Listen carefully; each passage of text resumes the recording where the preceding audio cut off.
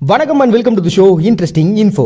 பிப்ரவரி 26 இன்னைக்கு லிபரேஷன் டே அப்படின்னு சொல்லிட்டு குவைத் வந்து செலிப்ரேட் பண்ணுறாங்கப்பா. இதனால் பொறுத்த வரைக்கும் என்னன்னா, ஒரு நாளுக்கு முன்னாடி நம்ம பார்த்துருப்போம் இல்லையா, நேஷனல் டே வந்து செலிப்ரேட் பண்ணுறாங்க அப்படின்ட்டு.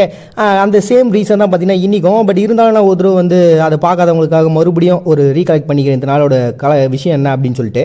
ஈராக்கிட்ட வந்து பார்த்தீங்கன்னா 1991 இவங்க வந்து விடுதலை அடைஞ்சாங்கப்பா.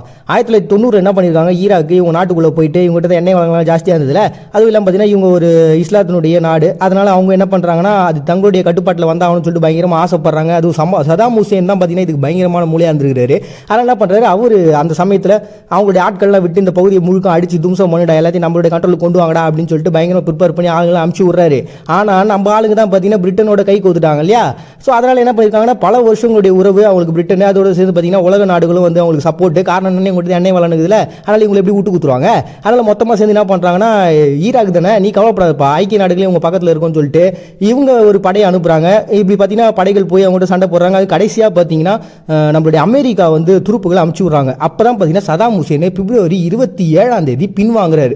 24 அமெரிக்க துருப்புகள் உள்ளே வந்துச்சு. இதுக்கு நடுவில் வந்து பார்த்தீங்கன்னா இந்த 26 வந்து இவங்க சூஸ் பண்ணி இதில் இறந்தவங்களுக்காகவும் அட் த சேம் டைம் உங்களுக்கு விடுதலை கிடைச்சது இல்லையா, அதை அவங்க கொண்டாடணுன்றதுக்காக செலிப்ரேட் பண்ணுறதுனால தான் பார்த்தீங்கன்னா இன்னைக்கு விடுதலை தினம் அப்படின்னு சொல்லிட்டு செலிப்ரேட் பண்ணுறாங்க குவைத் பிப்ரவரி 26. நெக்ஸ்ட் டே அஜர்பைஜானில் day of remembrance of victims and Khojaly and massacre அப்படின்னு சொல்லிட்டு ஒரு டேங்க. இது வந்து என்னென்னா, அஜர்பைஜானுக்கும் ஆர்மேனியாவுக்கும் பயங்கரமான ஃபைட்டு 1988 நடந்துச்சு. இந்த ஆர்மேனியாவுக்கு சப்போர்ட்டாக யார் வராங்கன்னு பார்த்தீங்கன்னா ரஷ்யா.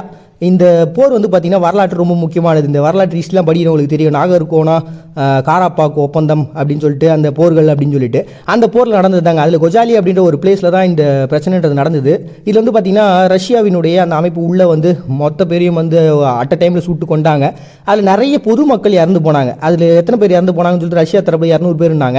அதுக்கப்புறம் இவங்க சைடில் பார்த்தீங்கன்னா இல்லைங்க அவங்க போய் சொல்கிறாங்க 488 பேர் இறந்தாங்க அப்படின்னு சொல்லிட்டு மறுபடியும் ஒரு மிகப்பெரிய கணக்கெடுப்பு எடுக்கிறாங்க. அதில் வந்து பார்த்தீங்கன்னா 600க்கு மேலே இறந்து போயிருக்காங்க அப்படின்னு சொல்லிட்டு இன்னைக்கு வரைக்கும் பார்த்தீங்கன்னா அது ஒரு மிகப்பெரிய சர்ச்சைக்குரிய ஒரு குற்றமாக தான் இருக்குது. இப்படி அந்த ஒரு போர் நடந்த சமயத்தில் பொதுமக்கள் மேலாம் துப்பாக்கி சூடு நடத்துறது எவ்வளோ பெரிய தப்பு. அது வந்து பார்த்தீங்கன்னா இவங்க நாட்டில் இருக்கக்கூடிய மக்களுக்கு ஒரு மிகப்பெரிய வருத்தத்தையும் வேதனையும் கொடுத்துருச்சு.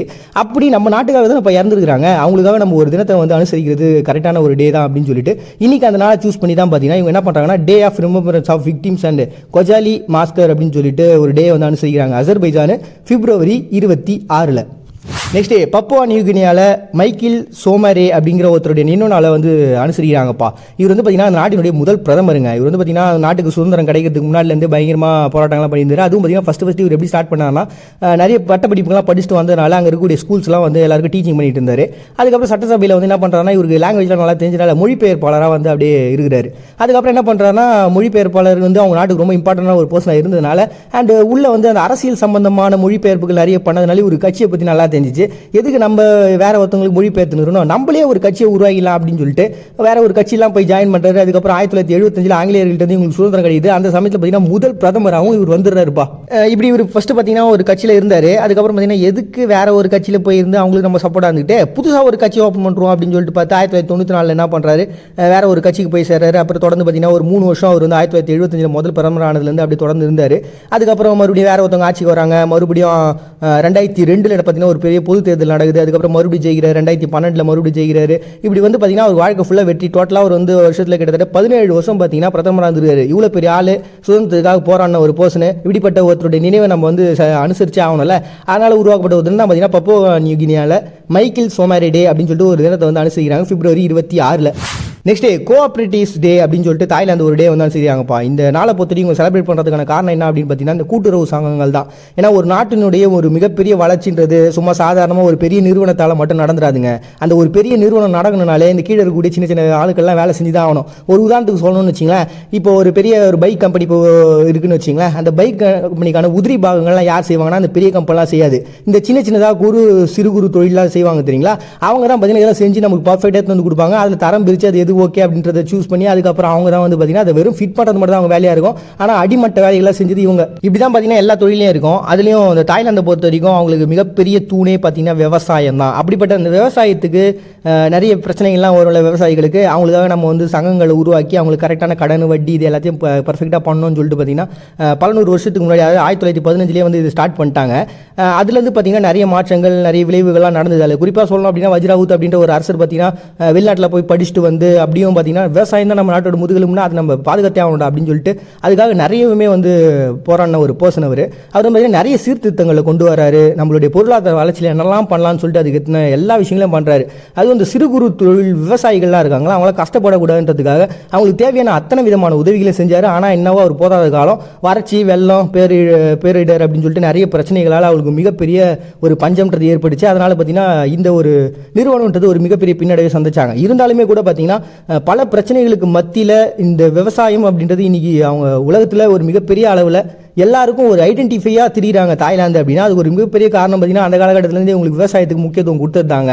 அதனால் அதுக்கு ஒரு மிகப்பெரிய சப்போர்ட்டாக இருந்தது பார்த்தீங்கன்னா இந்த சங்கங்கள் தான். இந்த சங்கங்கள் இல்லைனா விவசாயிகளால் வந்து ஒழுங்காக வேலை செஞ்சிருக்க முடியாது. ஏன்னா அவங்களுக்கு தேவையான சமயத்தில் அந்த கடனோ உதவிகளோ கிடச்சிருக்காது. அப்படிப்பட்ட அந்த சங்கத்தை கொண்டாடணுன்றதுக்காக உருவாக்கப்பட்ட ஒரு தான் பார்த்தீங்கன்னா 1915 இவங்க நிறுவனம் அந்த நாளை சூஸ் பண்ணி கோஆபரேட்டிவ்ஸ் டே அப்படின்னு சொல்லிட்டு செலிப்ரேட் பண்ணுறாங்க தாய்லாந்து February 26.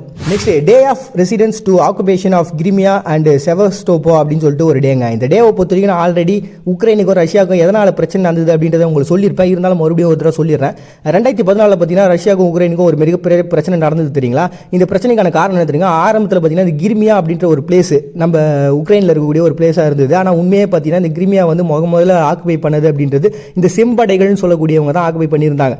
அதுக்கப்புறம் பார்த்தீங்கன்னா சோவியத் யூனியன் உடஞ்சது. மறுபடியும் என்ன ஆனாங்க அப்படின்னா அந்த யுக்ரைனுடைய பகுதியாக ஒரு கூட்டு ஆட்சியாக வந்து இதை பண்ணிட்டு இருந்தாங்க. ரஷ்யாவும் உக்ரைனும் சேர்ந்து இந்த கிரிமியா பகுதியை வந்து ஆட்சிகள் பண்ணிட்டு இருந்தாங்க. ஒரு கட்டத்துக்கு அப்புறம் பார்த்தீங்கன்னா இந்த பிளேஸ்லலாம் வந்து ஒரு மிகப்பெரிய மாற்றங்கள் நடக்குது. அதுக்கப்புறம் இவங்களுடைய ஒப்பந்தங்கள்லாம் வந்து ரத்து செய்யப்படுது. அதை நான் சொல்லியிருந்தேன் இல்லையா, இந்த யூரோ மைதீன் அப்படின்ற ஒரு புரட்சி ஏற்பட்டுச்சு அப்படின்னு. அப்போ கூட பார்த்தீங்கன்னா யூனோகோவிச் அப்படின்ற ஒரு பிரதமர் வந்து பதவி விலகினாரு. நிறைய மக்கள் வந்து போராட்டம் பண்ணாங்க, நம்ம ரஷ்யாவுக்கு வந்து சப்போர்ட் பண்ணக்கூடாது, அவங்களோட ஜாயின் பண்ணக்கூடாது, நம்ம ஐக்கிய நாடுகளோட ஜாயின் பண்ணிக்கலாம் அப்படின்னு சொல்லிட்டு அந்த பிரச்சனைலாம் நடந்த காலகட்டம் தான். ஆனால் அதுக்கப்புறம் என்னாச்சுன்னா ரஷ்யா ஏண்டா யாரோட நாடு யாரை வந்து பிரச்சனை பண்ணுறதுன்னு சொல்லிட்டு அவங்க உள்ள புந்து எல்லாரையும் அடித்தாங்க. அதுக்கப்புறம் நிறைய பெரிய போர்கள்லாம் நடந்து நிறைய பேர் இறந்து போனாங்க. அதுக்கப்புறம் இந்த பொது தேர்தல் வாக்கெடுப்புலாம் கூட நடத்தினாங்க. அதில் வந்து கிட்டத்தட்ட 97% வந்து ரஷ்யாவுக்கு ஆதரவு தான் வாக்கு செலுத்தியிருந்தாங்க. அப்படி இருந்து கூட உலக நாடுகள்லாம் சொன்னாங்கன்னா அவன் போய் சொல்கிறான் ரெஃப்ரி அப்படின்னு சொல்லிட்டு அதுவும் நிறைய பிரச்சனைகள்லாம் இருக்குது. இவங்க வந்து சரியான முறையில் அந்த தேர்தல் நடத்தலை அப்படின்னு சொல்லிட்டு நிறைய குற்றச்சாட்டுகள்லாம் வந்தது. அதுக்கப்புறம் தான் பார்த்தீங்கன்னா அந்த இடங்களில் போர்கள் பதட்டம் அப்படின்றது இன்னும் அதிகமாக ஆரம்பிச்சது. இன்னும் போர்கள் இன்னும் நடந்துக்கிட்டே இருக்கக்கூடிய ஒரு சுச்சுவேஷனை ஏற்படுத்துச்சு. அப்படி அந்த இடத்துல பார்த்தீங்கன்னா நிறைய பேர் இறந்து போனாங்க இல்லையா. இப்படி நம்ம நாட்டுக்காக தான் உயிரை கொடுத்துருக்காங்க அப்படின்னு சொல்லிட்டு உக்ரைன் என்ன பண்ணுறாங்கன்னா அவங்களுக்காக ஒரு டே அனுசரிக்கணுன்றதுக்காக உருவாக்கப்பட்ட இந்த தினம் தான் பார்த்தீங்கன்னா day of resistance to occupation of Crimea and Sevastopol அப்படின்னு சொல்லிட்டு ஒரு டே வந்து செய்கிறாங்க உக்ரைன் February 26. நெக்ஸ்ட் ஜெபாங்கோ டே அப்படின்னு சொல்லிட்டு ஒரு டேங்க பிலிப்பைன்ஸ் வந்து செலிப்ரேட் பண்ணுறாங்க. நாளை பொறுத்தவரைக்கும் ஜெபாங்கோ அப்படிங்கிறது ஒரு மாவட்டம். இந்த மாவட்டம் வந்து உருவான அதனால ஒரு பெரிய மாநகராட்சியாக அவங்க உருவானதுனால தான் பார்த்தீங்கன்னா செலிப்ரேட் பண்ணுறாங்க. ஏன்னா 17ஆம் நூற்றாண்டுலேருந்து பார்த்தீங்கன்னா இந்த பகுதி வந்து துறைமுகமாக இருந்துச்சு. வழக்கமான அதே டச்சுக்காரர்கள் அப்படி இப்படின்னு சொல்லிட்டு ஏகப்பட்ட பேர் இந்த பகுதிக்கு வந்து இந்த பகுதியை வந்து செலிப்ரேட் பண்ணுறது. அப்புறம் இது ஒரு மிகப்பெரிய வணிக வர்த்தகமாக மாறுது அப்படி இப்படின்னு சொல்லிட்டு பல மாற்றங்களுக்கு உட்பட்டு இன்றைக்கி ஒரு டிஜிட்டல் இந்தியா மாதிரி டிஜிட்டல் ஜெபாங்கோ அப்படின்ற அளவுக்கு மிகப்பெரிய லெவலில் மாறிச்சுப்பா. அப்படி மாறினதுனால தான் பார்த்தீங்கன்னா எங்களுக்குன்னு ஒரு தனியாக ஒரு மாகாணம் அதாவது ஒரு மாவட்டம் உருவாச்சு இல்லையா, அது செலிப்ரேட் பண்ணுறதுக்காக தான் அவங்க பொது விடுமுறையோடு அந்த இடத்துல வந்து செலிப்ரேட் பண்ணுறாங்க ஜெபாங்கோ டே அப்படின்னு சொல்லிட்டு பிலிப்பைன்ஸ் February 26. யாரையுமே ஏளனமாக பார்த்துறாதீங்க. ஏன்னா ஒரு நாள் அவன் விருதுகளோட மக்கள் முன்னாடி நின்று உரையாற்றிக்கிட்டு இருக்கலாம். மறுபடியும் உங்கள் எல்லாருமே நாளைக்கு வந்து சந்திக்கிறாது உங்ககிட்ட விடைபெறுவது நான் உங்கள் பாண்டியன். நீங்கள் பார்த்துட்டு இந்த நிகழ்ச்சி இன்ட்ரெஸ்டிங் இன்ஃபோ.